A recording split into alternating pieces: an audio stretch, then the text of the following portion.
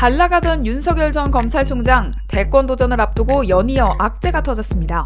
지지율까지 휘청거리는 모습인데요.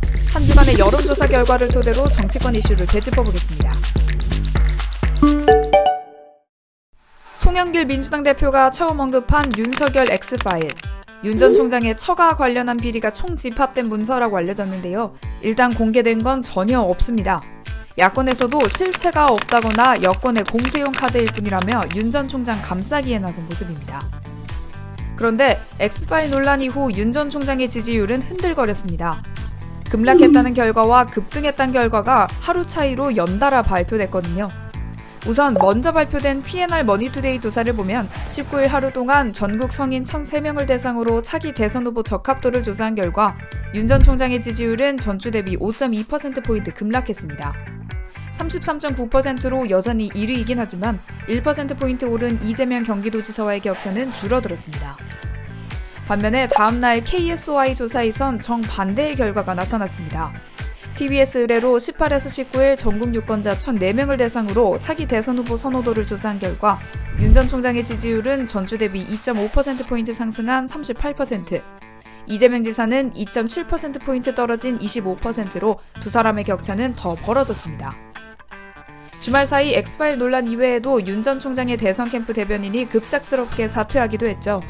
국민의힘 입당 관련해서 잡음을 연출했기 때문인 걸로 해석되는데요. 이런 사건들이 겹쳐서 윤 전 총장에 대한 실망감을 키웠다는 분석입니다. 윤 전 총장의 지지율이 급등락하는 사이 야권에선 제3의 후보들이 존재감을 키우고 있습니다. 앞선 P&R 머니투데이 조사에서 최재형 감사원장은 단숨에 4.5%포인트를 기록하며 5위에 등극했습니다.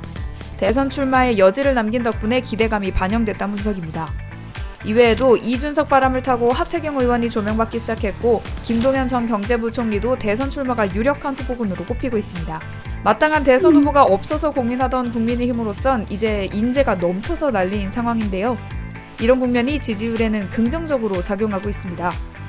21일 발표된 리얼미터 YTN 자료를 보면 지난 14에서 18일 성인 유권자 2,514명을 대상으로 정당 지지도를 조사한 결과 국민의힘 지지율은 39.7%로 출범 이후 최고치를 기록했습니다. 민주당과의 격차는 10.3%포인트로 무려 14주 연속 오차 범위를 넘어서는 결과를 나타냈습니다. 이준석 돌풍도 계속되는 데다 제3의 후보들이 속속 등판하면서 훈풍을 불러일으키고 있네요. 반면 민주당은 대선 경선 연기 여부를 두고 이재명계와 비이재명계 간 갈등이 그대로 노출됐습니다. 이재명 지사 측은 경선 연기 안 된다, 이낙연 정세균계는 연기해야 된다를 주장하며 평행선을 그리고 있는데요.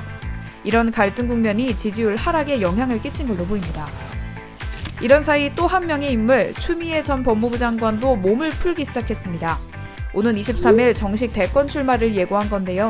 지난 18일 발표된 RN서치 매일경제조사 결과 14에서 16일 전국 성인 유권자 1,051명을 대상으로 대선주자 적합도를 조사했더니 범여권 가운데 추 전 장관은 6.8%로 3위에 등극했습니다. 윤석열 저격수를 자처했던 추 전 장관의 등판은 대권 판도에 어떤 영향을 끼칠까요? 자세한 내용은 중앙선거여론조사심의위원회 홈페이지를 참고하면 됩니다.